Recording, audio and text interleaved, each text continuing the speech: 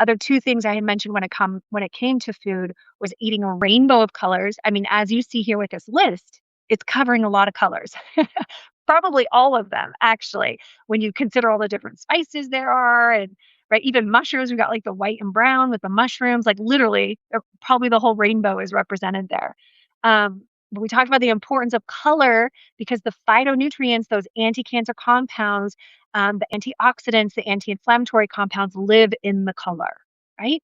So we need color on our plate. And then I also talked about just balancing the plate, not worrying too much, at least not initially, not worrying too much about amounts, like calories or grams or like portion sizes. Just really eyeball it on your plate so that you have ideally half your plate is vegetables and then the other half is split between protein and a low glycemic starch, right? And just get in the habit of like having this balance when you make your plates without worrying too much about the amounts at first.